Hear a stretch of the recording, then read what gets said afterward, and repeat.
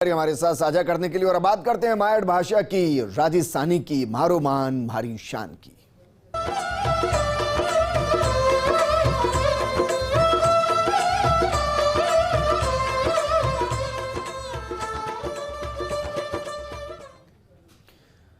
राजस्थानियों का डंका न सिर्फ हिंदुस्तान में बजता है बल्कि अब विश्व पटल पर भी बज रहा है। अमेरिका में गूंजा जय राजस्थान जय राजस्थानी। अंतर्राष्ट्रीय मातृभाषा दिवस पर खास कार्यक्रम का आयोजन किया जा रहा है। और ये तस्वीर हम आपको दिखा रहे हैं न्यूयॉर्क से। पहली बार राजस्थानी पर कार्यक्रम किया जा रहा है। Indian consulate Jaipur foot USA का आयोजन है।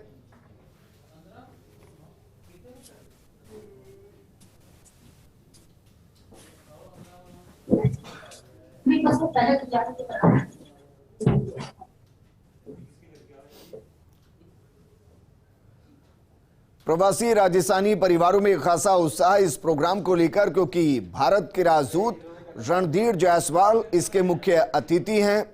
कॉन्सुल जनरल ऑफ इंडिया विपुल देव शिरकत कार्यक्रम में कर रहे हैं। जयपुर फुट यूएसए के चेयरमैन प्रेम भंडारी भी मौजूद हैं। अखिल भारतीय राजस्थानी मान्यता समिति के अंतर्राष्ट्रीय संयोजक हैं। सीधी तस्वीरें न्यूयॉर्क से दिखा रहे हैं।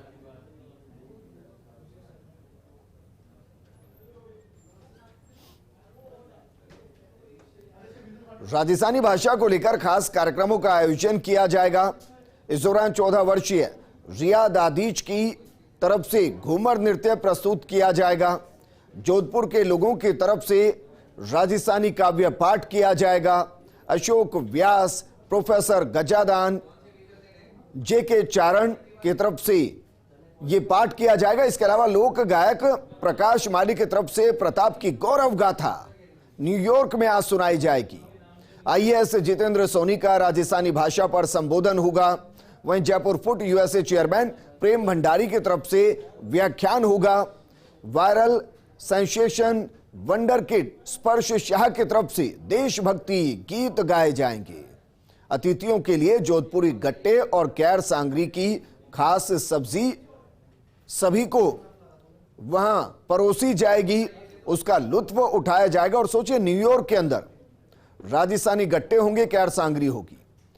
न सिर्फ जुमा पर राजस्थानी होगी बल्कि थाली में भी राजस्थान होगा।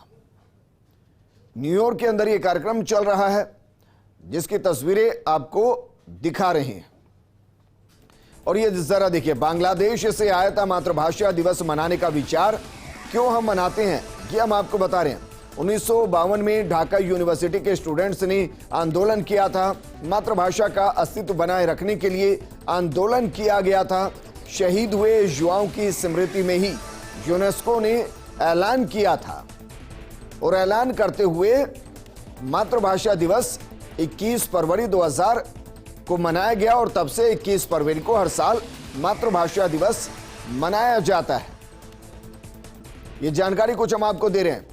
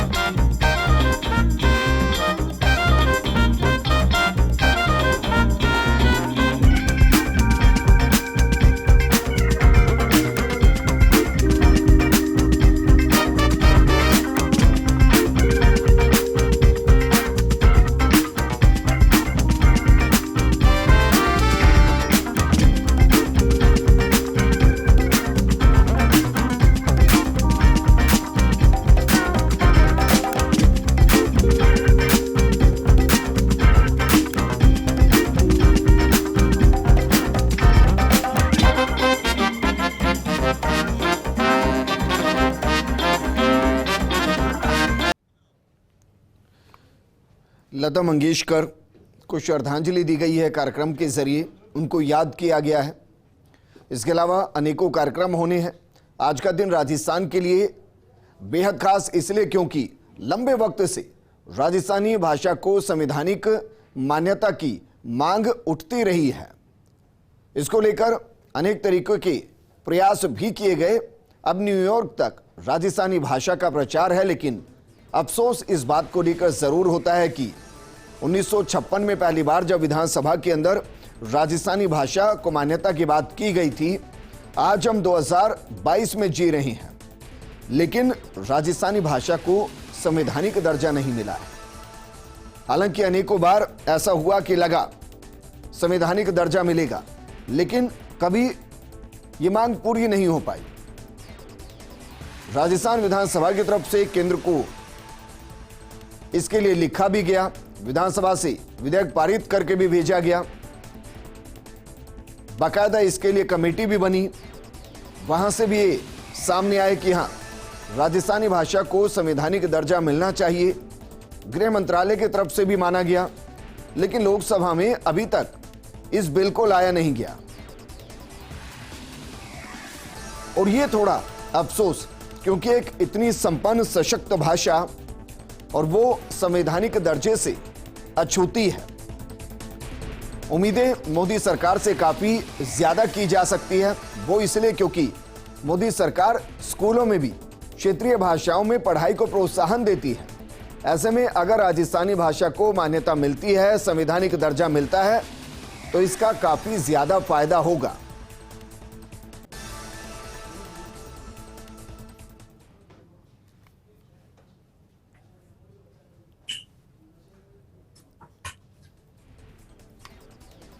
हमारे साथ धीरज श्रीवास्तव जी जुड़ गए हैं। धीरज श्रीवास्तव जी, आज का दिन मातृभाषा के नजरिए से देखें तो फक्र महसूस होता है, लेकिन राजस्थानी भाषा को संवैधानिक दर्जे की नजर से देखें तो आज भी अफसोस महसूस होता है। क्या कभी सोचा जा सकता है कि राजस्थानी भाषा को संवैधानिक दर्जा मिलेगा, मान्यता मिलेगी? देखिए, इसके लिए जो एफर्ट्स हैं वो हर स्तर पे जारी है, और राजस्थानी भाषा की जो वैल्यू है, जो इसके प्रति लोगों की भावना है, वो सब सरकार की नज़र में है। और जहाँ तक गहलोत साहब का सवाल है, वो जो पहली विधानसभा में 2003 में प्रस्ताव पारित करके इसको संवैधानिक दर्जा देने के लिए भेजा जा चुका है। अक्टूबर 2020 में प्रधानमंत्री जी को दोबारा एक चिट्ठी भी भेजी जा चुकी है।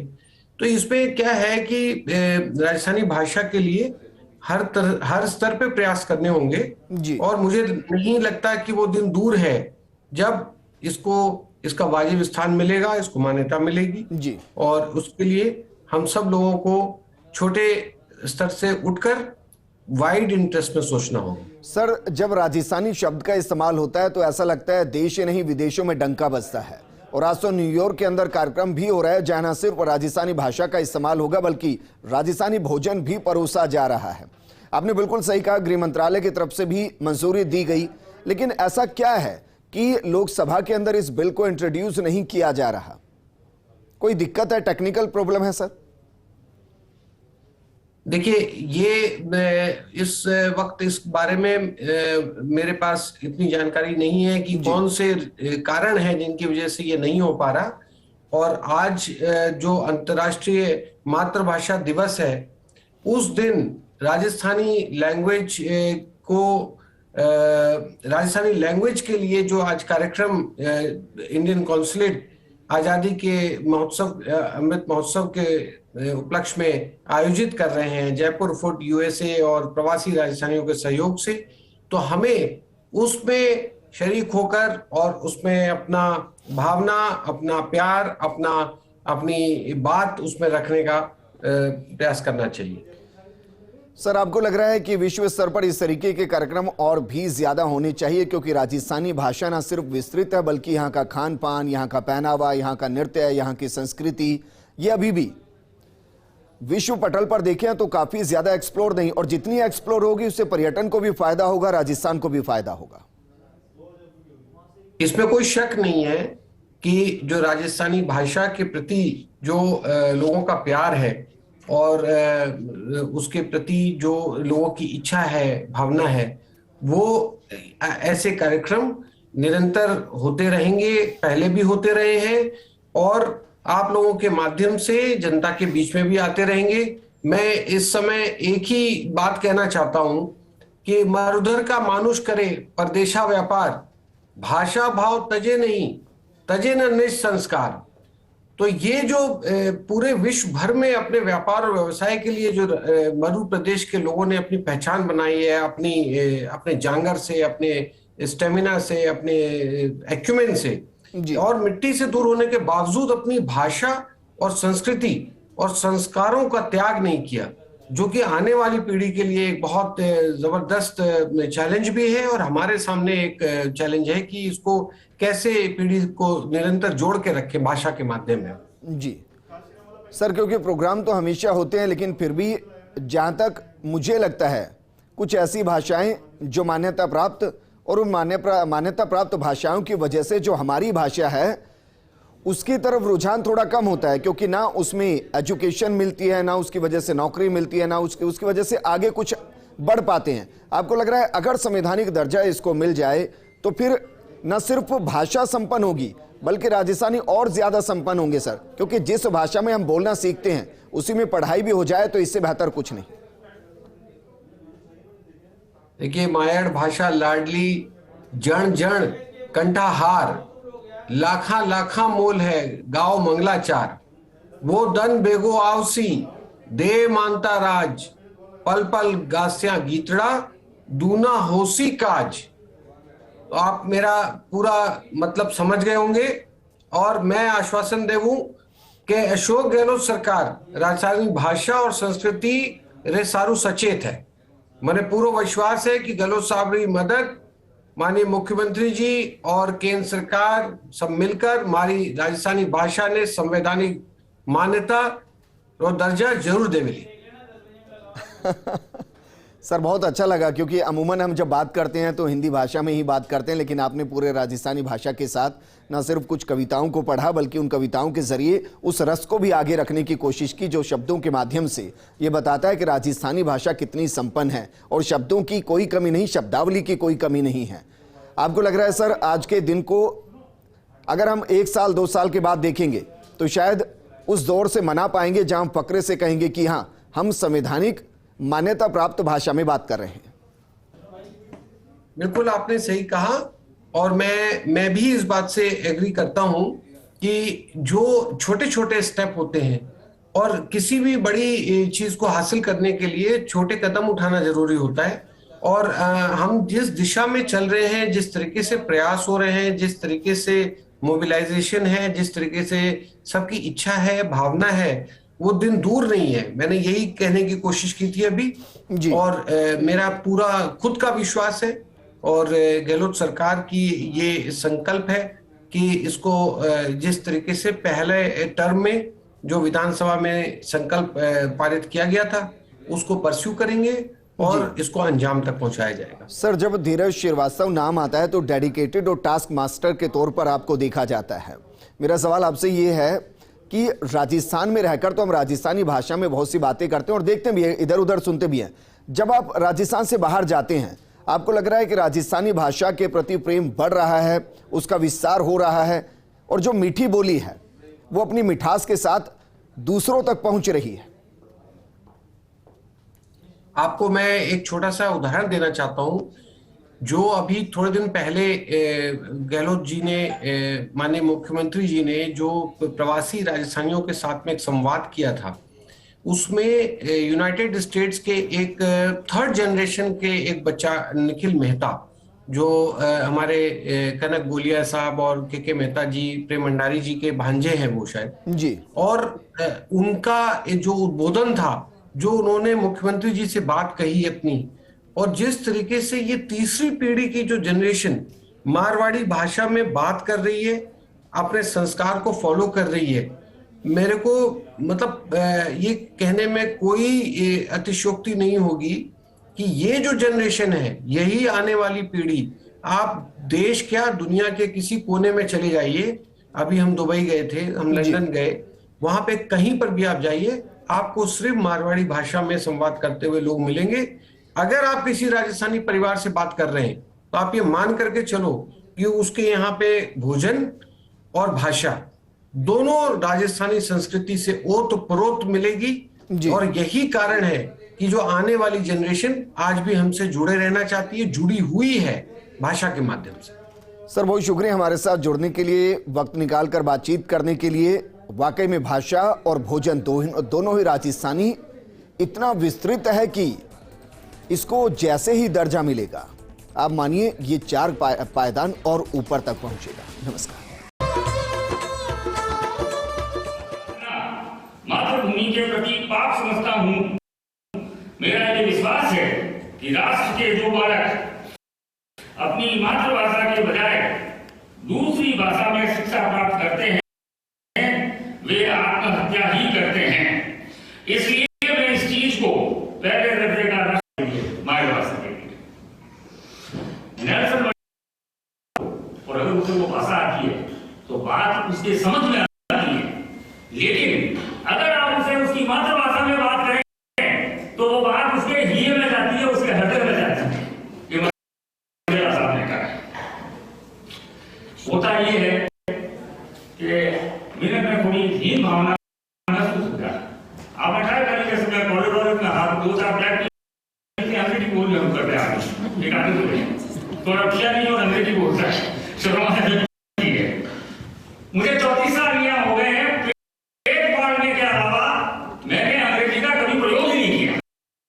हिंदी में ही करके बोलूंगा मैं, लेकिन अंग्रेजी का मुझे कभी हमारी भाषा हमारी प्यारी राजस्थानी छोटे करो लोगों की प्यारी राजस्थानी मन बहुत छोड़ लगे। जिस भाषा व्यापार और रोजगार ही गए वह भाषा कभी खत्म नहीं हो सके। आप देखो हमारे पेपर में देखो ऐसे थोड़ा पूरे कम लग रहा है कि उसको चार बजे हुकुम शासनार बात चल रही पूरे कार्यक्रम में भाषण बहुत छोटा है, जल्दी समाप्त करूं। इन कॉन्फ्लिक्ट के बारे में सब लोग ये परिवर्तन देख रहे हो और परिवर्तन हो जो मुझे साथ धीमे धीमे अपन वास्ते बात करना हो गया मुझे साथ बात में चक्रवर्ती साहब भी यूं इन कॉन्फ्लिक्ट में है वास्ते खो दियो तो मैं कहीं नहीं गई, पर मैं आपको भारतीय समुदाय की तरफ से बधाई देना चाह रहा हूं सीधी साहब कि आपने उन द्वारों को खुला ही नहीं रखा, बल्कि आपको एक कदम आगे बढ़ के और जो कार्यक्रम है कॉन्सलेट आपके द्वारा आपको शुभकामनाएं देता हूं। आप देखिए आपके ठीक पीछे जो बैठे हैं ये गुरुद्वारा समिति के अध्यक्ष हैं, कल उनसे मिले थे तो मैंने कहा साहब 3 दिन पहले मोदी जी ने अफगानिस्तान के सिखों और अफगानिस्तान के हिंदुओं से मिले। मेरा किसी राजनीतिक दल से संबंध नहीं है, पर आप बात तो कहनी चाहूं तो मोदी जी तो मोदी जी है। मतलब आने चिंता केवल 130 करोड़ भारतीय ही नहीं है, जितना विजय शर्मा ने हमारे 3 करोड़ 20 लाख आज पड़ोसी देश अफगानिस्तान का भी देश है वो पहले जो प्रधान सेवक है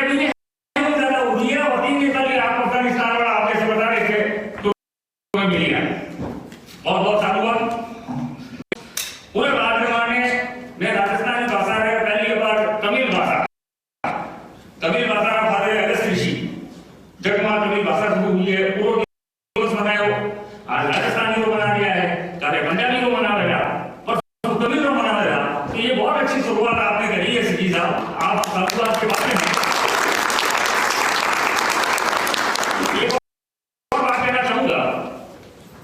ये कॉन्फ्लिक्ट इस कोविड के अंदर मैं उसका गवाह हूं कि 24 ही घंटा है, कोई इमरजेंसी है तो और भी दिक्कत हो सकती है, लेकिन न्यूयॉर्क कॉन्फ्लिक्ट में कोई दिक्कत नहीं हुई है। यहां तक कि रातों को एयरपोर्टों पर 1 बजे वाली फ्लाइट जब न्यूयॉर्क से जा रही थी तो कॉन्फ्लिक्ट पूरा अपनी टीम लेके वहां से जीएफके पे, तो इसके लिए भी मैं आपको साधुवाद देना चाह रहा हूं। 75वां अमृत महोत्सव चल रहा है देश की आजादी का, ऐसे के अंदर एक डॉक्टर सुभाष जैन साहब यहाँ विराजे हुए हैं वैसे तो नीलम संजीव रेड्डी, राज कपूर, नरगिस दत्त इलाज किए रहे हैं मैनेजमेंट के स्लो कैटिंग में रहे हैं 40 साल से ऊपर। तो कल ये बात कह रही कि आज इस शुभ अवसर पर अंतर्राष्ट्रीय मातृभाषा दिवस के दिन आप एक और जोधपुर के पास में जगह है किचन, जहां आपने आज से 20-25 साल पहले रफ्तार शुरू किया था, वहां पे जयपुर फूड का निःशुल्क कैंप होगा। उसमें जोधपुर राजस्थान ही बल्कि देश से कोई भी व्यक्ति वहां जाएगा उसके निःशुल्क जयपुर फूड लगाया जाएगा। डॉक्टर कुमार साहब, मैं जयपुर फूड यूनिवर्सिटी की तरफ से आपका और उनका आभार व्यक्त करता हूँ। अभी मुझे एक बच्ची रिया मिल गई, मैं इसे 5-7 साल पहले मिला था, वो भी था। तो उनसे मैं फ्लोरिडा में था, मुझे फोन करके कहा कि अंकल आप मुझे पैसा ना, मुझे कभी पैसा ना, तो कहा मैं आऊंगी और ये डांस करना चाहती हूँ, मेरा प्रोजेक्ट है, आप सुनिए। तो बेटिया तेरी पेंटिंग है, तो 6 पेंटिंग तो बिकी गई, शायद इससे ज्यादा लेने नहीं आएंगे। मैंने तेरे को एक को कहा था, एक हमारा चीफ कोऑर्डिनेटर है निखिल मेहता, बड़ा चैरिटी का बड़े काम करता रहता है, ऑक्सीजन उनका प्रोजेक्ट था, मोबाइल बनवाना था। तो ऐसे ही मैंने बात करी, मैंने कहा तू क्यों नहीं आया तेरे नाम, तो कहा क्या काम करवा दे, तो मैंने तेरे प्रोजेक्ट को डिस्कस किया। तो मैंने कहा वो बिटिया एक बाथरूम $600 के अंदर बना दी, जो अभी ये बताएगी वो क्या प्रोजेक्ट है जिससे बच्चियों को बात दी है। तो मेरी बात से कुछ 6 लेके आएंगे, 6 दीक्षा दे दी। बड़ा तेरे को जयपुर की ओर से, हमारी ओर से बहुत बहुत साधुवाद। इस कार्यक्रम को तू आगे बढ़ा, खूब लोग आगे आएंगे और हम इस कार्यक्रम से जुड़ेंगे। अंत में अपनी वाणी को विराम देने से पहले अगर मैं विदेश मंत्रालय का आभार व्यक्त नहीं करूंगा, देश के प्रधानमंत्री का अगर आभार व्यक्त नहीं करूंगा तो वो उचित नहीं होगा। आप देखिए इस समय कार्यक्रम चल रहा है, गांधी जी के आदर्श एवं सिद्धांतों को पूरे विश्व में बताने के लिए विदेश मंत्रालय ने कार्यक्रम शुरू किया था, इंडिया फॉर ह्यूमैनिटी।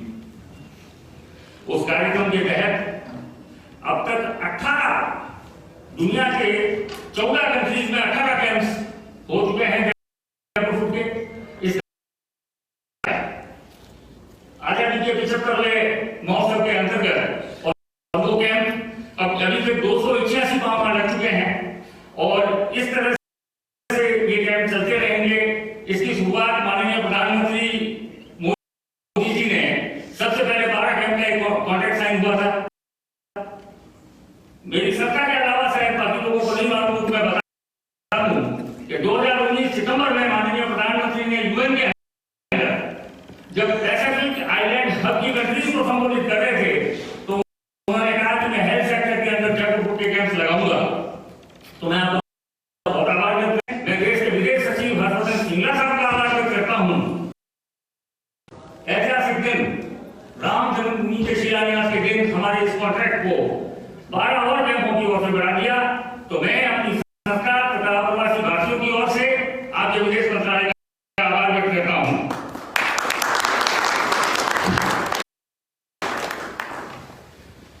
काफी समय लिया मैंने आपका और शायद मेरी बात समाप्त हो गई।